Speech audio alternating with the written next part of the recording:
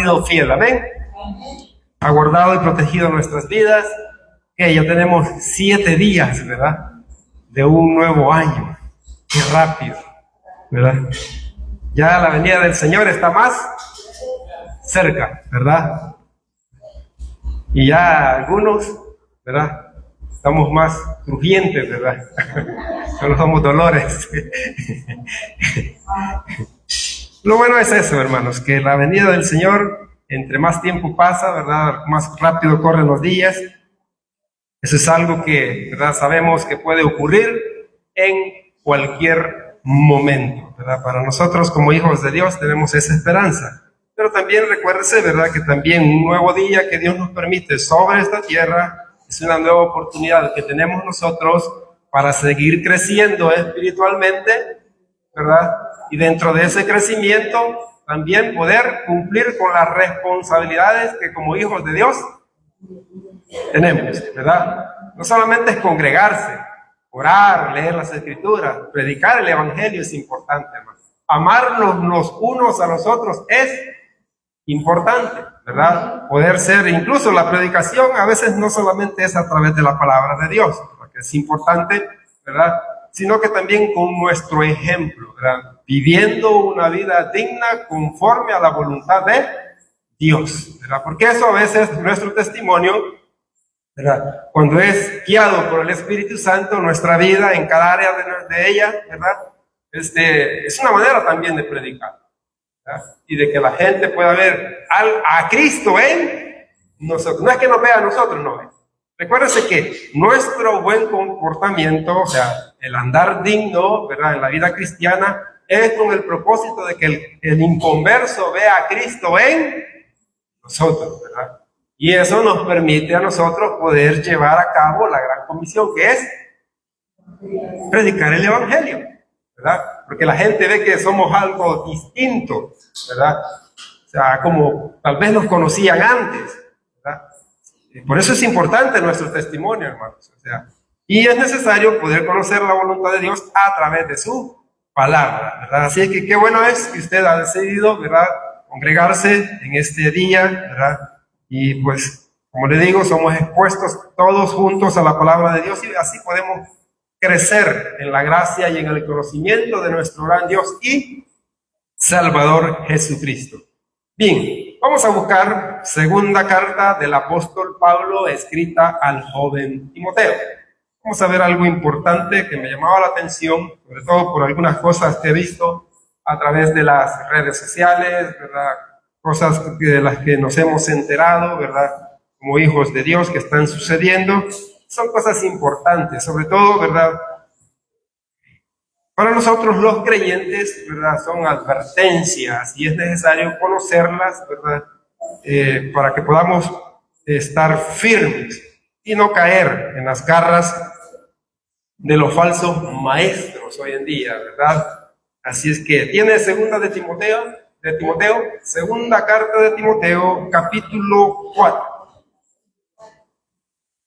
Si usted se fija ahí, hay un subtítulo que dice, predica la palabra, ¿verdad? Como todos sabemos, ¿verdad? De una manera general, sabemos que Timoteo era un pastor que estaba ¿en dónde? ¿En dónde estaba? En la ciudad de Éfeso, ¿verdad? Él era el pastor, ¿verdad? De Éfeso. Pablo le escribe personalmente, de hecho, esta es la última carta que el apóstol Pablo escribe, de ahí habla, ¿verdad? Y incluso Pablo le informa a Timoteo y le dice, yo ya estoy pronto para ser, ¿qué? Sacrificado. ¿De qué estaba hablando Pablo? De su muerte, ¿verdad? Recuérdense, Pablo estaba preso en Roma. Y eso era algo difícil para el joven Timoteo.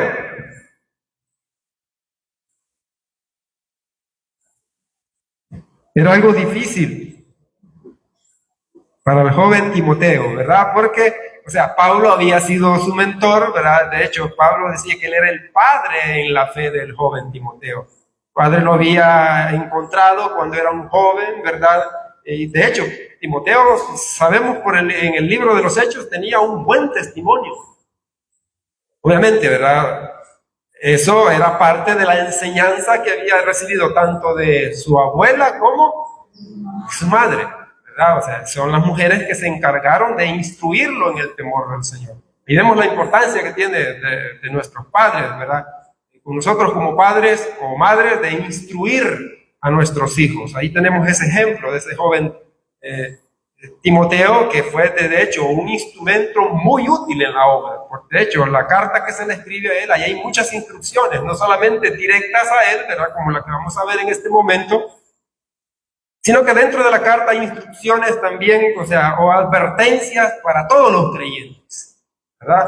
Es importante, o sea, que nosotros podamos conocer todas esas advertencias.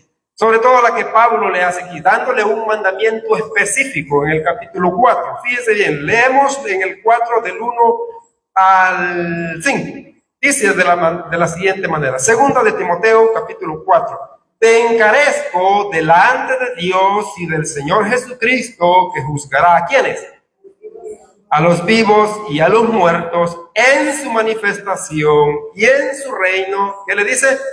Que prediques la palabra, que instes a tiempo y fuera de tiempo, redarguye, reprende, exhorta con toda paciencia y doctrina.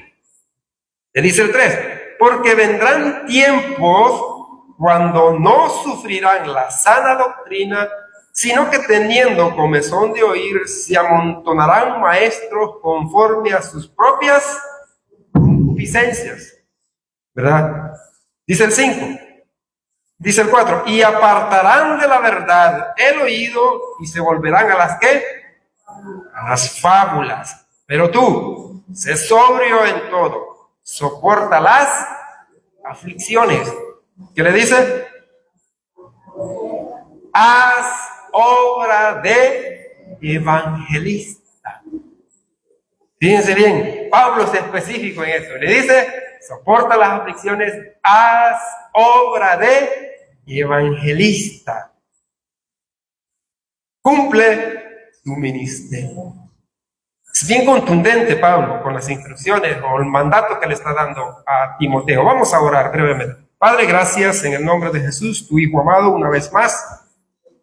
En Cristo Jesús nos presentamos ante el trono de tu gracia. Esta vez es para pedir, Señor, que bajo la dirección de tu Santo Espíritu, el cual mora en cada uno de nosotros, aquellos que hemos sido justificados solamente por la fe en Cristo Jesús, Señor, para que tú nos des por medio de él sabiduría e entendimiento, Señor, en tu palabra, para poder conocer, Señor, tu voluntad a través de ella, Señor, tu voluntad ya sea de manera general a esta congregación, Señor, o de manera personal a cada uno de nosotros, Señor, y que bajo la dirección de tu Santo Espíritu nosotros podamos vivir dignamente conforme a tu voluntad, Señor, cumpliendo así los mandatos establecidos a través de tu palabra, Señor, para cada uno de nosotros.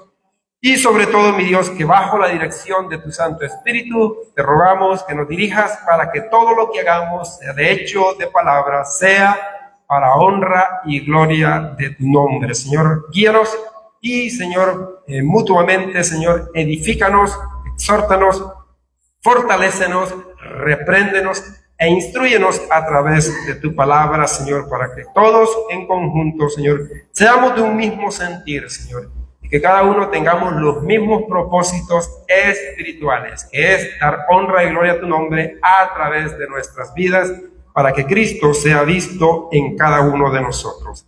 Gracias por tu bondad en Cristo Jesús. Amén y amén.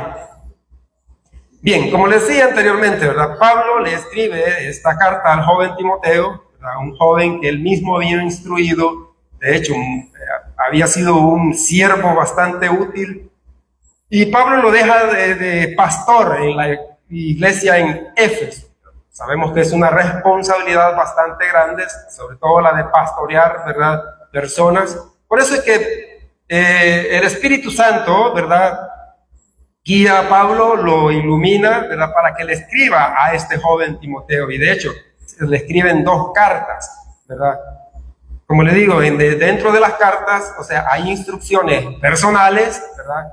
Hay instrucciones que doctrinales que Pablo le da al joven Timoteo, ¿verdad? Hay incluso instrucciones generales que Pablo le enseña a Timoteo que deben de ser conocidas por toda la congregación, ¿verdad? Y sobre todo también hay advertencias.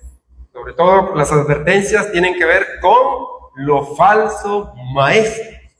Pero me llama la atención porque dentro de los falsos maestros o las falsas doctrinas que se pueden introducir dentro de la iglesia, y de hecho que hoy en día hay mucha falsa doctrina, ¿verdad?, en las iglesias, en las congregaciones, y algunos creyentes, o sea, las abrazan como que si fueran doctrinas verdaderas. Entonces, nosotros, hermanos, tenemos la responsabilidad de saber identificar la falsa doctrina. Es importante, por eso es necesario el conocimiento en nuestra vida personal. Por eso se nos demanda, ¿verdad?, que escudriñemos las Escrituras. Se nos demanda que como hijos de Dios tengamos el hábito o la disciplina de leer las Escrituras. Porque, ¿qué decía Cristo allá en Juan? Y conoceréis la verdad, y la verdad os hará libres. Pero lo lamentable hoy en día, hermanos, que los creyentes hoy en día, o sea, vivimos demasiado ocupados en cosas que tal vez no son malas, en proyectos personales, ¿verdad? Que no es malo tener proyectos personales. Yo tengo muchos para este año, ¿verdad? El problema es que a veces esos proyectos personales se vuelven una prioridad en nuestras vidas y hacemos a un lado las cosas espirituales. Ese es el problema. Cuando no estamos cumpliendo lo que Cristo dijo allá en Mateo 6:33, buscad primeramente el reino de Dios y su justicia, y todas estas cosas os serán añadidas. ¿Cuáles? De las que tenemos necesidad, y que de hecho hasta el día de hoy no nos faltan, porque Dios, un Padre fiel, las ha suplido muy excelentemente, y mucho más abundante de la que nosotros pedimos y deseamos. ¿Sí o no? Sí, claro que sí, Dios es fiel, hermano. Entonces, por eso le digo, sé que comenzamos el año, ¿verdad? Estamos 7 días del mes de enero 2026, y yo sé que la mayoría de nosotros, dentro de los proyectos, ¿verdad?, que ya hemos establecido para este año, sabemos que la mayoría de ellos son de carácter personal, material, físico. ¿Sí o no? No necesita contestarme. Así pensamos todos. Ahora el punto es, dentro de sus proyectos para este año, ¿ha incluido el crecer en la gracia y el conocimiento de nuestro Dios? ¿Ha incluido el adquirir más conocimiento? ¿Ha incluido el por lo menos evangelizar a una persona? En este año, imagine 365 días para poder presentarle a una persona el evangelio de salvación. No es que usted lo va a convencer, no se frustre, pero por eso. Nuestra responsabilidad es: ve y predica el evangelio. Y aquí lo repetimos y lo decimos, y pasa un hermano aquí, ¿verdad? Y pasa otro en la tarde, y lo dice el pastor, y lo decimos los predicadores. Esa es nuestra responsabilidad. ¿Por qué cree que Pablo aquí le dice a Timoteo: haz obra de evangelista? Porque eso es lo más importante, eso es a lo que se nos ha mandado. Y tenemos que meternos eso, como decía mi abuela, entre ceja ahí. Pero ¿qué pasa? Por aquí nos entra, por aquí nos sale, ¿verdad? Sí, porque nuestras metas no son espirituales muchas veces. Ese es el problema. Entonces vemos aquí a Pablo dándole un mandamiento específico al joven Timoteo. Y le dice, fíjense bien: te encarezco delante de Dios y del Señor Jesucristo, que juzgará a los vivos y a los muertos en su manifestación y en su reino, que prediques la palabra de Dios. Obviamente sabemos, ¿verdad?, que el mandamiento va directamente y es específicamente ¿para quién? Pero en este caso, para los líderes, en este caso, para el pastor y para los que tenemos la responsabilidad de predicar en una iglesia local, como aquí. ¿verdad? Para nosotros va directamente, iba primeramente directamente a Timoteo, porque él era el pastor al que se le estaba escribiendo, y esto tiene aplicación para tanto el pastor de esta iglesia como también para los líderes que predicamos en esta congregación. Dirá usted, bueno, yo como soy un miembro, ¿verdad?, de la iglesia, no tengo la responsabilidad de predicar, entonces no aplica.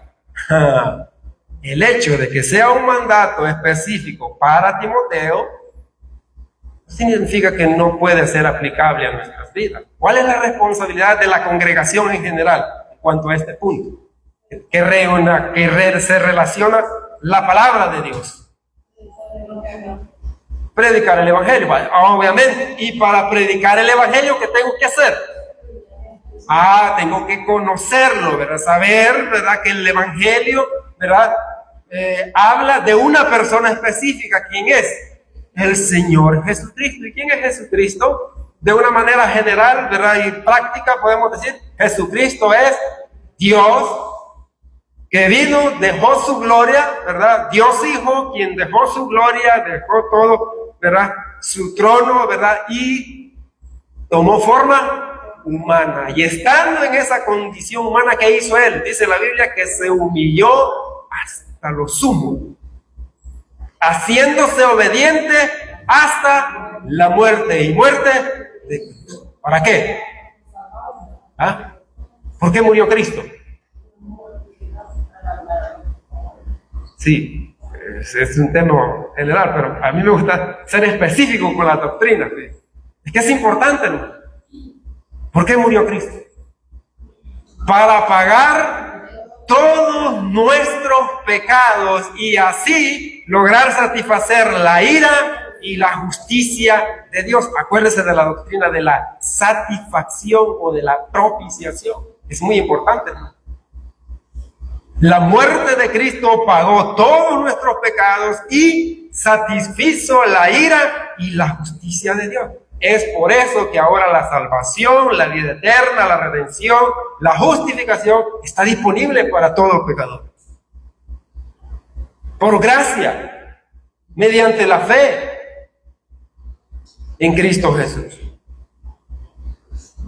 Es importante recordar eso.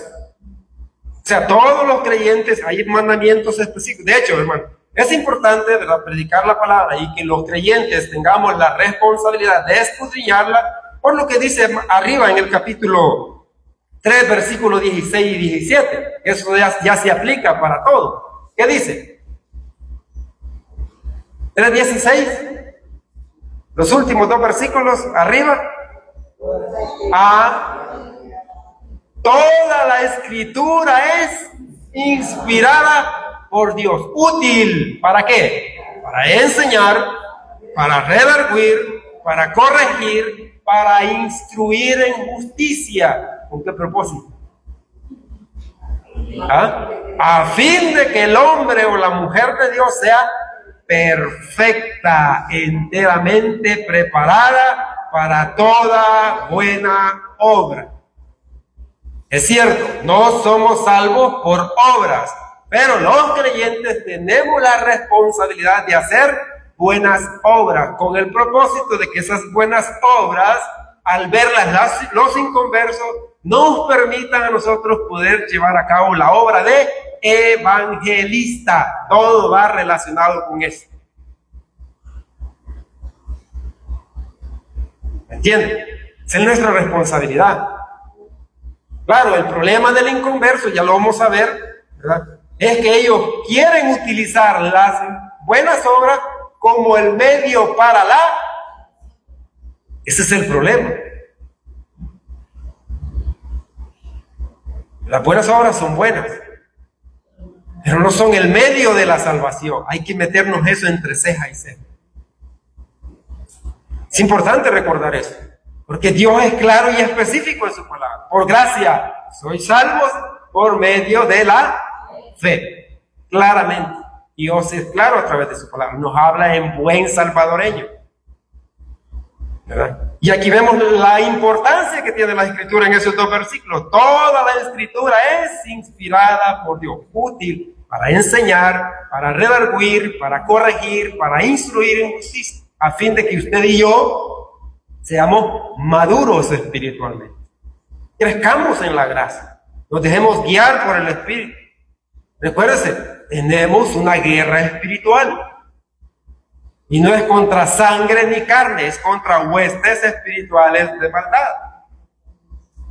Entonces, vemos aquí, Pablo le da el mandamiento específico a Timoteo y le dice: te encarezco delante de Dios y del Señor Jesucristo, que juzgará a los vivos y a los muertos en su manifestación y a su reino. Ya vamos a ver eso más adelante. Dice que prediques la palabra. Como le decía, ¿por qué es importante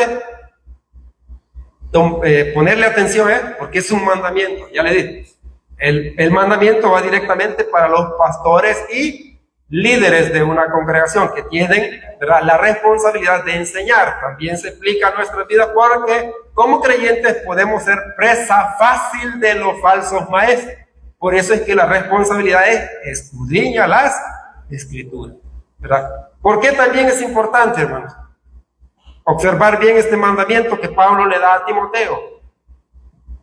Por lo que sigue diciendo, fíjense, en que prediques la palabra, que instes a tiempo y fuera de tiempo, redarguye, reprende, exhorta con toda paciencia y doctrina. Ahí podemos ver las mismas utilidades, algunas que se ven en los capítulos, en los versículos anteriores, pero fíjense bien lo que dice: porque vendrán tiempos cuando no sufrirán la sana doctrina. Fíjense bien, estos son tiempos peligrosos, y Pablo le está advirtiendo al joven Timoteo. Por eso le da el mandamiento: predica la palabra. Él tenía la responsabilidad de hacerlo. Dice: porque vendrán tiempos cuando no sufrirán la sana doctrina, sino que teniendo comezón de oír, se amontonarán, ¿qué? Maestros conforme a sus propias concupiscencias o deseos. ¿Y qué van a hacer esos maestros? Y apartarán de la verdad, ¿el qué? El oído, y se volverán a las fábulas. Pregunta: ¿estamos viviendo nosotros esos tiempos? ¿Qué dice usted? Sí, claro que sí, ya estamos en esos tiempos, hermano. Ya estamos en esos tiempos donde mucha gente hoy en día está congregada en una iglesia donde ha sido presa fácil de los falsos maestros. Y solamente los están entreteniendo. ¿Por qué? Porque también ellos son responsables, porque son negligentes a la responsabilidad de escudriñar las Escrituras. No es solamente el falso maestro que está parado ahí el que tiene culpa. ¿Por qué nosotros insistimos aquí en que hay que tener la disciplina de leer las Escrituras? Que de repente, ¿verdad?, le va a entrar la chiripiorca, se va a ir, sí. No sabemos sus proyectos. Tal vez sus proyectos son viajar o cambiarse de departamento. ¿Qué nos garantiza que no podemos ser presa fácil de esos falsos maestros? ¿Ah? ¿Cómo puede usted y yo, cómo podemos identificarlos? ¿Cómo? ¿Ah? Hay que escudriñar las Escrituras y conoceréis la verdad, y la verdad os hará libre. ¿Libre de qué? De caer en las garras de estos falsos maestros. Pero no, muchas veces nosotros, como cuando vemos, ¿verdad?, o nos vamos a congregar en una iglesia, ¿qué es lo primero que vemos? La fachada. ¿Ah? Sí, muy bonita, ¿verdad? Los de alabanza ahí, ¿verdad? Tipo, ¿verdad? El pastor es bien guapo, ¿verdad? Sí, ¿verdad? Bien simpático, a ver. No, pues sí. Sí. Los vemos allí, el pianista, ¿verdad? O sea, un hombre ya crujiente, ¿verdad? Sí, pero por los años que ya tiene, ¿verdad? Casi siempre nos vamos por la vista, ¿verdad? Y mucha gente está en las iglesias, ¿verdad? Porque la alabanza es bien bonita, ¿verdad? Pero no le importa la doctrina, ¿verdad? Y como predican, sí, bien bonito, sí, sí. No se dan cuenta que está en riesgo su vida espiritual. Sobre todo si es inconverso, todavía es más crítico para ellos. Entonces vemos aquí, los tiempos en los que estamos viviendo, hermanos, son tiempos peligrosos.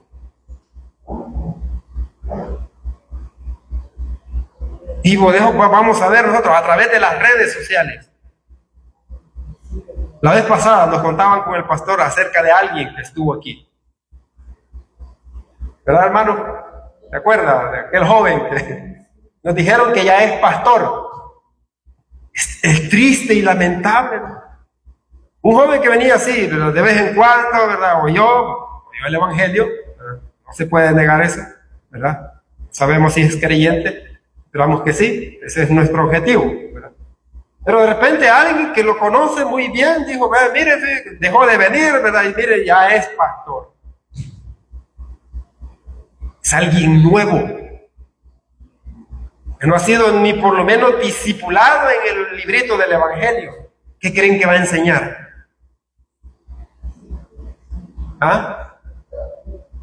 Puede ser que sea creyente, porque aquí oyó el evangelio, claramente. Pero esa gente que va a estar ahí sentada oyéndolo predicar a él, cuando él es apenas un neófito. ¿Qué es un neófito? Es un nuevo. Todavía aquí somos simpáticos nosotros, es un nuevo creyente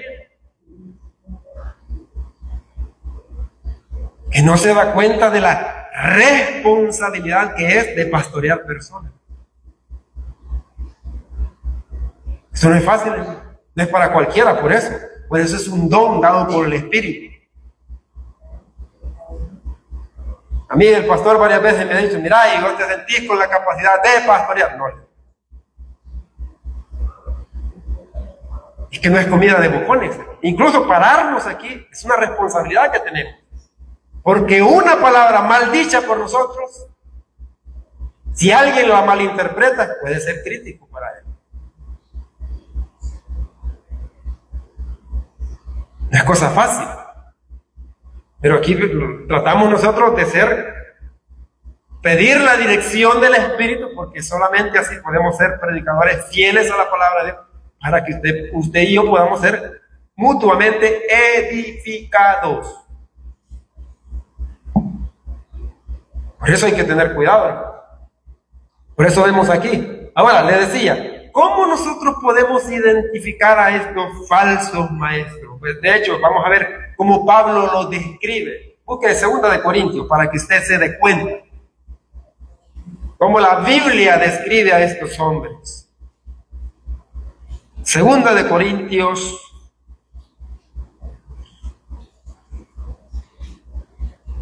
capítulo 11.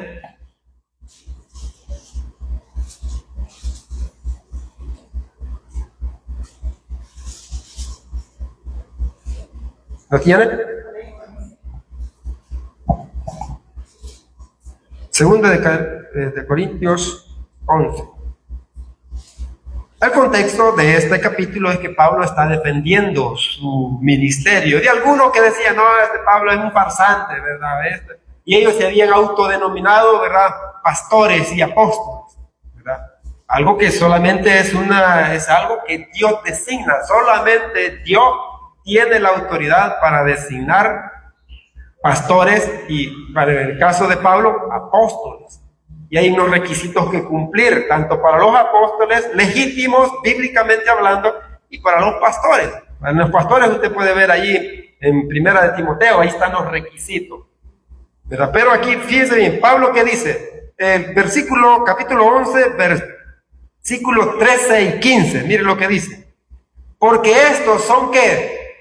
Hablando de los falsos maestros, ¿verdad? Son falsos apóstoles, obreros fraudulentos, se disfrazan como apóstoles de Cristo. El que se pongan el título no significa que sean verdaderos apóstoles. Dice, y no es maravilla, dice Pablo, porque el mismo Satanás se disfraza como. Así que no es extraño que sus ministros se disfrazan como ministros de justicia, cuyo fin será conforme a sus obras. ¿Cómo los describen? Como ministros satánicos, obreros fraudulentos. Y Pablo dice cuyo fin es conforme a sus obras. Y hay muchos hoy en día en las iglesias. Por eso Spurgeon decía, una frase célebre que él tiene, decía, habrán tiempos en los cuales en vez de haber pastores apacentando ovejas, habrán payasos entreteniendo cabros. Y a veces a nosotros allí en TikTok, en YouTube, ¿verdad? En Facebook aparecen unos videos, ¿verdad? Y a veces nos dan risa. De pastores diciendo locuras, inventando doctrinas que la Biblia dice que son doctrinas de demonios. Son doctrinas de demonios. Es terrible. Para el inconverso es terrible. Pero usted y yo no estamos exentos de caer en sus garras. Hay una advertencia ahí en Timoteo para nosotros en cuanto a ellos. Para el inconverso, ¿qué es lo terrible? Es lo que ellos enseñan. Y es una manera de identificarlos. En cuanto a la salvación, ¿qué es lo que enseñan estos obreros fraudulentos? ¿Ah?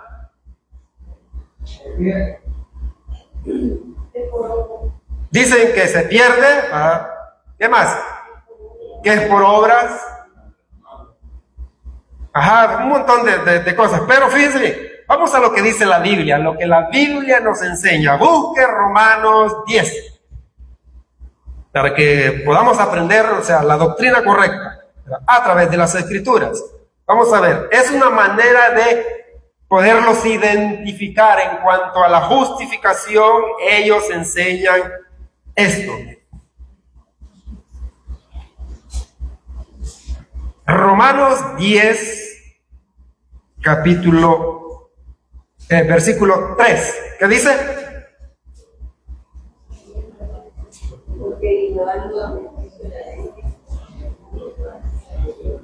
Fíjense bien, dice el 4,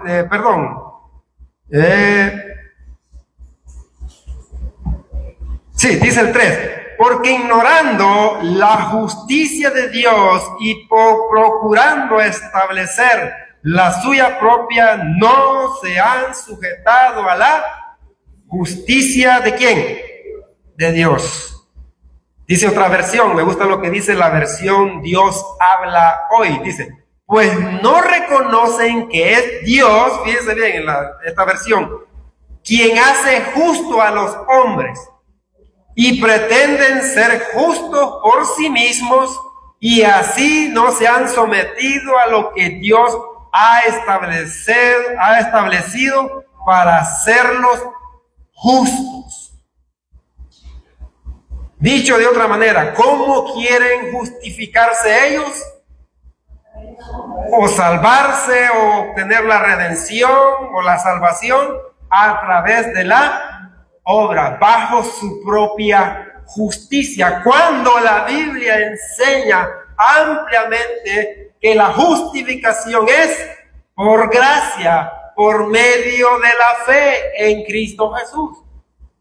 Como está establecido en Romanos 3:23, por cuanto todos pecaron, están destituidos de la gloria de Dios, siendo justificados como gratuitamente por su gracia, mediante la redención que es en Cristo Jesús. Esa es la fórmula divina. La base de nuestra salvación o de nuestra justificación es la gracia de Dios. Y el medio es claro, la fe en Cristo Jesús. El resultado es salvación, vida eterna, adopción, redención, glorificación, santificación. ¿Es maravilloso eso, hermano? ¿Sí?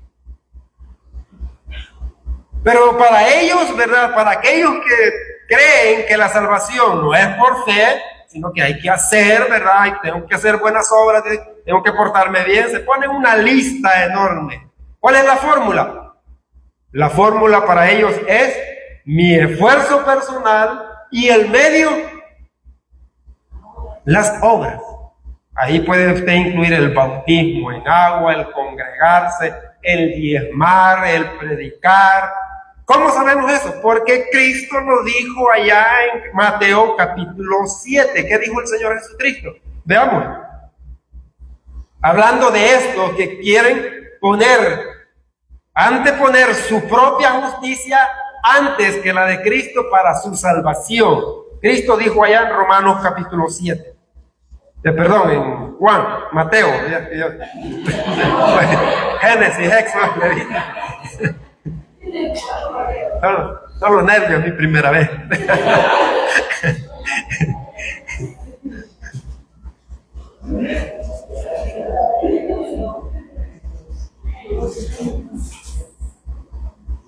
Mire, 7:21, ¿qué dice?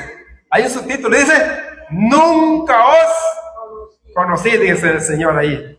Esto es casi, es el final del sermón del monte. Fíjense cómo Cristo termina el sermón del monte. Dice, no todo el que me dice el Señor, Señor, Señor, entrará en el reino de los cielos, sino el que hace la voluntad de mi Padre que está en los cielos. Ya ve, dice un falso maestro. Mire, hay que hacer buenas obras. Hay que congregarse. Hay que diezmar. Pero el versículo no termina ahí. ¿Cuál es la voluntad de Dios para el inconverso? Hay que saber hacer esa distinción. ¿Qué necesita un inconverso para salvación?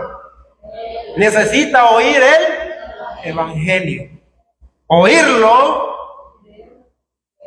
creerlo, y cuando lo cree, ¿qué pasa? Viene el Espíritu Santo a su vida y es regenerado, es adoptado, es identificado con la muerte, sepultura y resurrección del Señor Jesucristo. Es colocado dentro de la familia de Dios, dentro de el cuerpo de Cristo.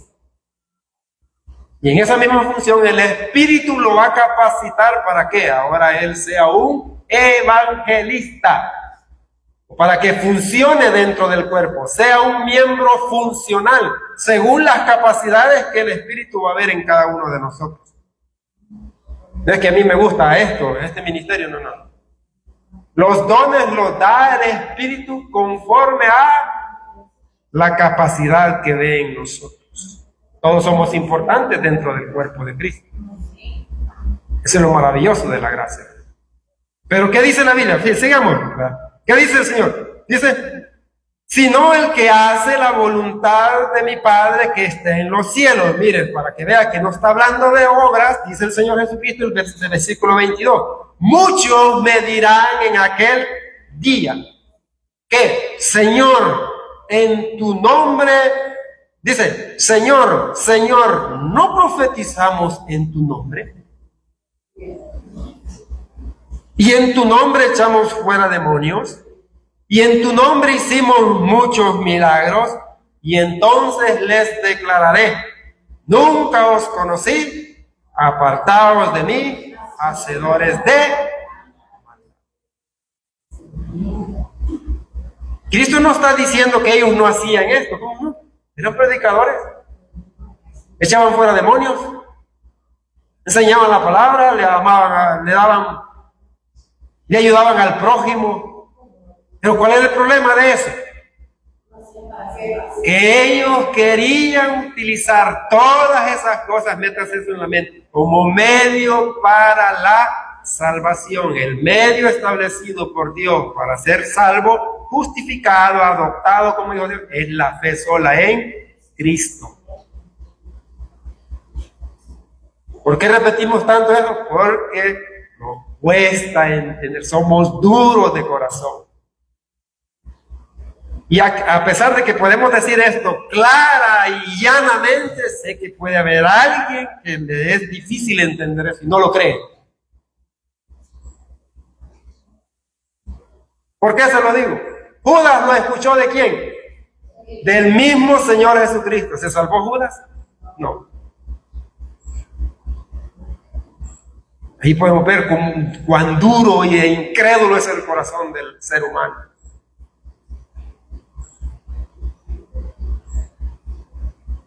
Judas lo vio claramente.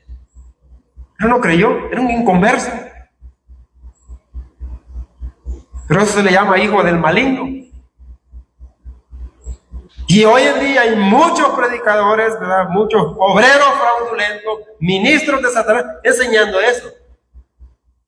Autojusticia para salvación. Cristo decía, si vuestra justicia no fuere mayor que la de los escribas y fariseos, ¿qué pasa? No podéis entrar en el reino de los cielos. La pregunta ¿es nuestra justicia mayor que la de los escribas y fariseos? Quienes ayunaban 2 veces a la semana, daban diezmos de todo lo que ganaban, eran estrictos en la ley. ¿Qué dice usted? ¿Por qué? ¿Ah? Exacto. Porque la justicia de Cristo se nos ha imputado a nosotros. No está hablando de buenas obras. La justicia de los fariseos, de los escribas y los fariseos, era en base a las obras de la ley. Entienda eso. No está diciendo que hay que hacer mayores obras que ellos, porque muchos locos eso entienden. Mire que hay que ayunar. Pues ellos ayunaban 2 veces a la semana. Usted tiene que ayunar 3 o 4. Locos. Sí, hermano. Muchos enseñan eso. Yo conocí a un loco que decía que tenía una varita que había ayunado 40 días y 40 no. La varita, no él. ¿Verdad? Ahí podemos ver el ejemplo. ¿Y de qué día está hablando el Señor Jesucristo? Busque Apocalipsis, capítulo 20. ¿Se acuerda que Pablo le habla a Timoteo y le dice, predica la palabra? ¿Por qué? Van a ser juzgados los vivos y los muertos. Vamos a ver el juicio de los muertos. ¿Dónde se va a dar? Apocalipsis, capítulo 20. Para que se vea, usted vea.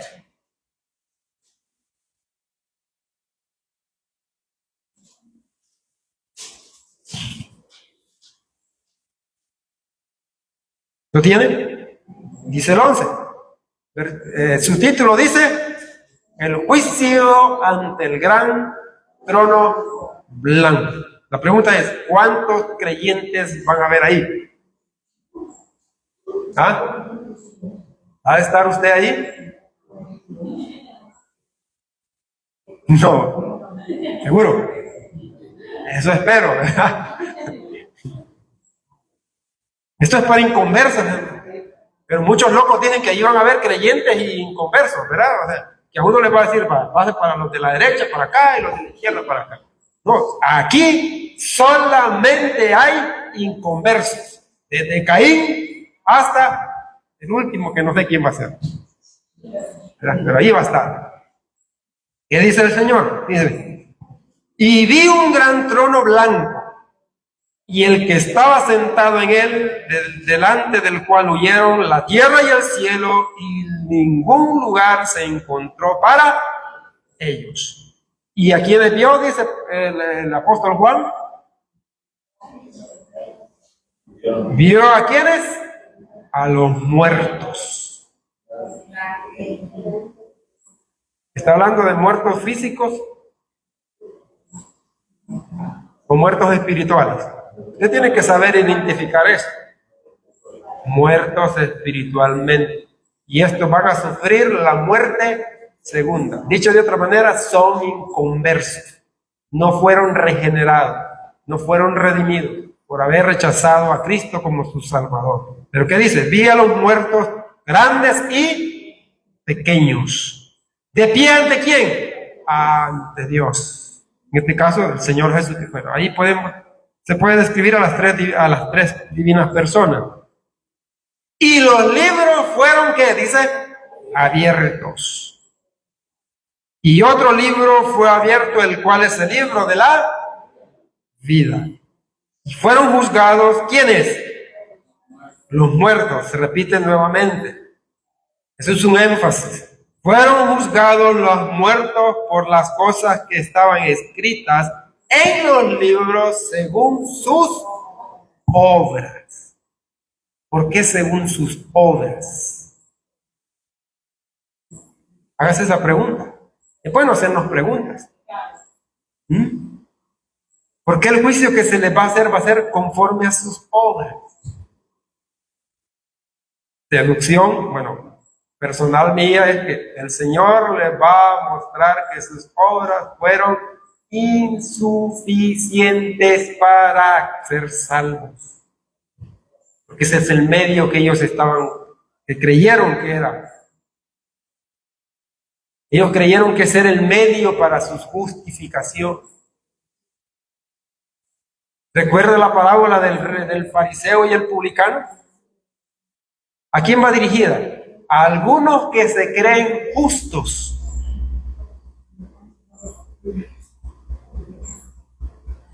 Y menosprecian a otros, dice la palabra.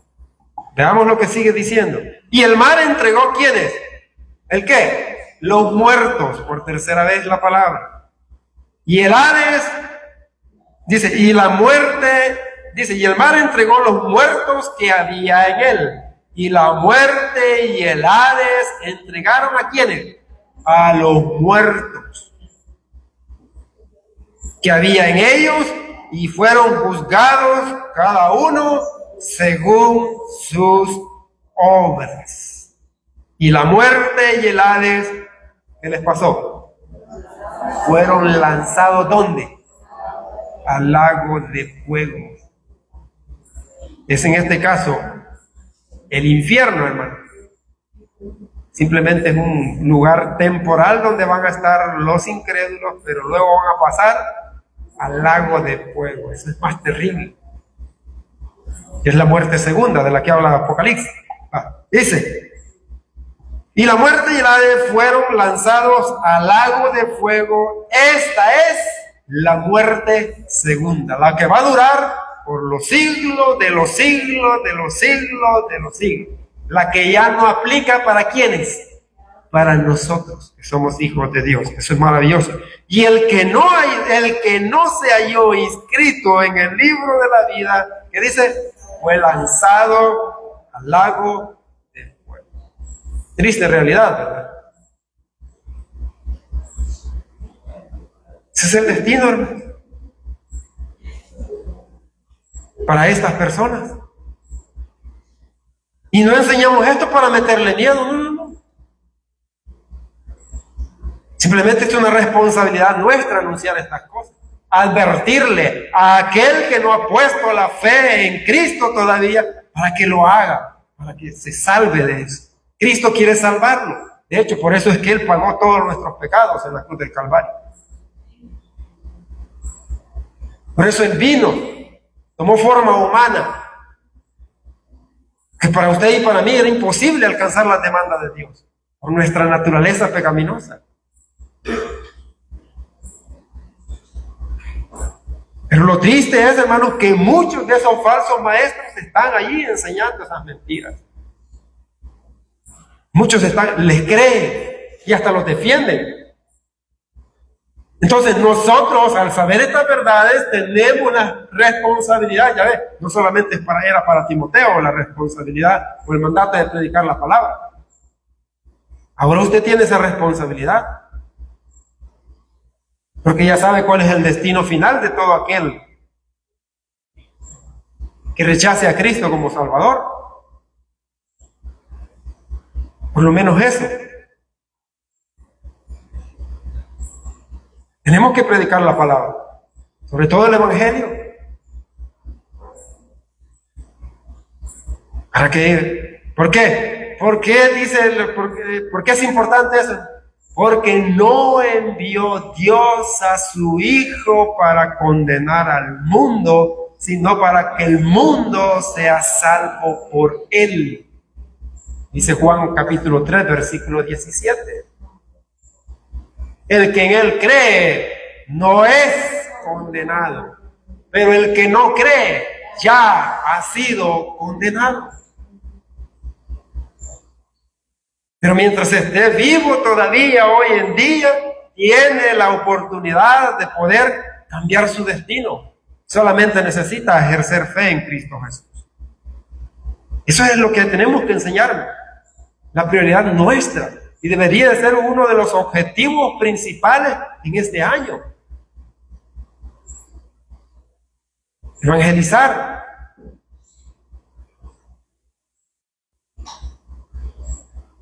Por eso Pablo hacía ese énfasis cuando le escribe a Timoteo. Le dice, haz obra de evangelista. Hermanos, es triste y lamentable ver que los falsos maestros están bien activos. Mucha gente los sigue. Y los creyentes, bien cómodos.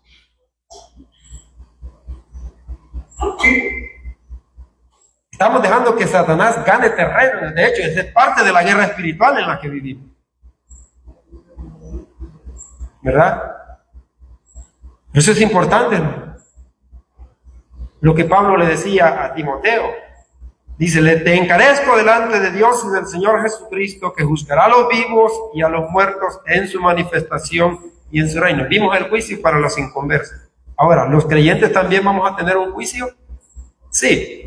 No está involucrada, ¿verdad?, nuestra salvación, porque es por gracia. Pero si vamos a ser juzgadas, ¿qué va a ser juzgada? Nuestro servicio aquí en la tierra. Si fue nuestro servicio, nuestro comportamiento fue bajo la dirección del Espíritu o bajo la influencia de la naturaleza pecaminosa. Allá se va a ver ante el tribunal de Cristo. Y ahí se nos van a otorgar galardones para aquellos que nuestras obras fueron madera, heno y hojarasca. No, ¿verdad? Por lo menos leña de carbón, ¿verdad?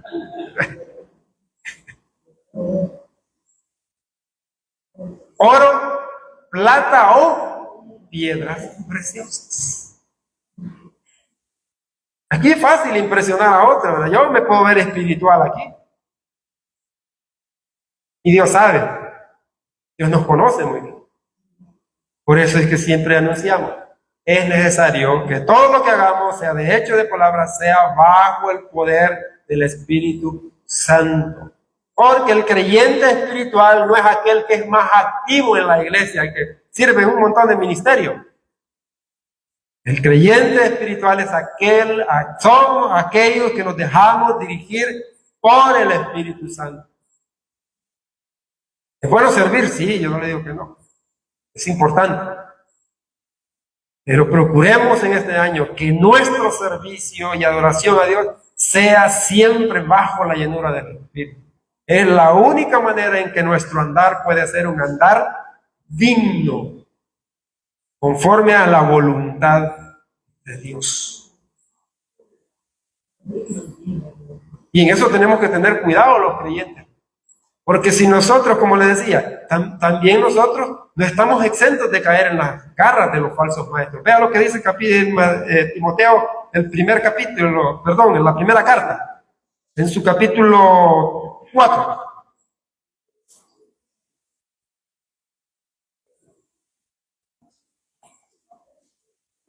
Para que vea también la advertencia de los tiempos en los que estamos viviendo.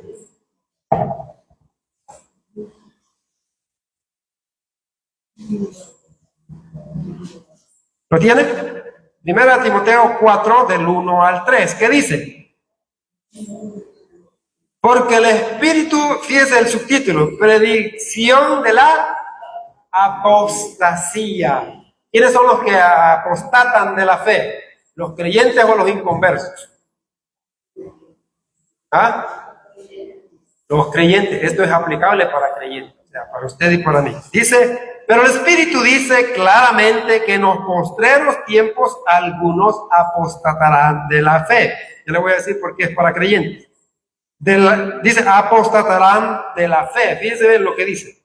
¿Escuchando a quiénes? A espíritus engañadores y a doctrinas de demonios. Se le está advirtiendo a creyentes.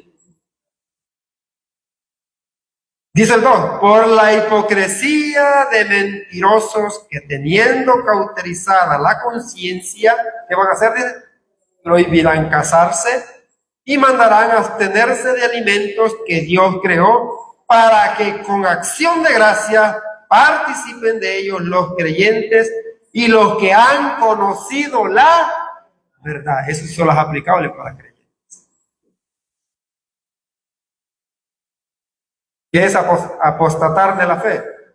Simplemente alejarnos de la comunión con Dios. ¿Tenemos ejemplos en la Biblia? ¿Sí o no? ¿Tenemos ejemplos? ¿Qué dice usted?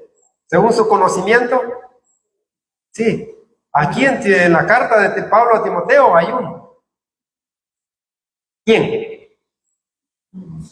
Casi me parece conmigo.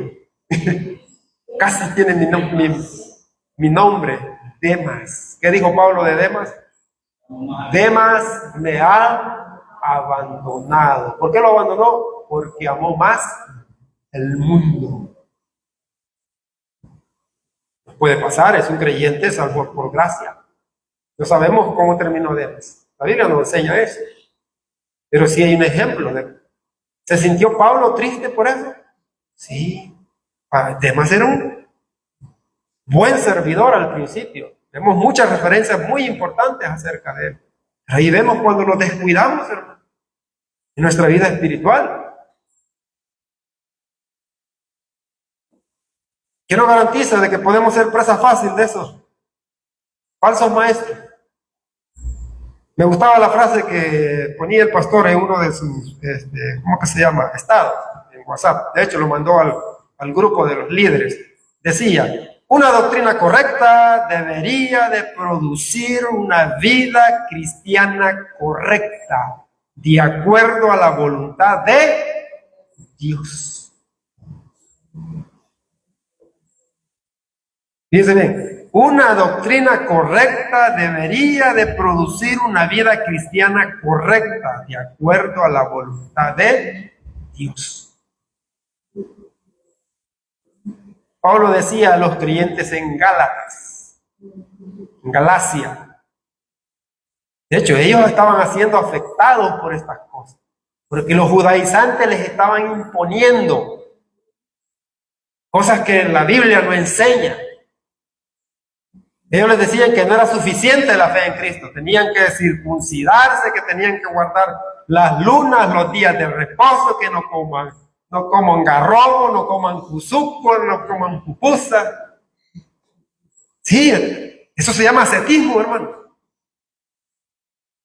Esa es la falsa doctrina, así se llama, ascetismo. Y bueno que usted conozca de ella. Está el misticismo, el ascetismo, ¿cómo que se llama? El legalismo. Son doctrinas que están introducidas dentro de las iglesias. Muchos las practican. Y aquí vemos, de hecho, ese es el ascetismo del que Pablo está hablando ahí. Hay varias doctrinas aquí. ¿Y qué le decía Pablo a los creyentes en Galacia? A libertad fuisteis llamados. Solamente que no utilicéis la libertad como ocasión para vivir una vida desordenada.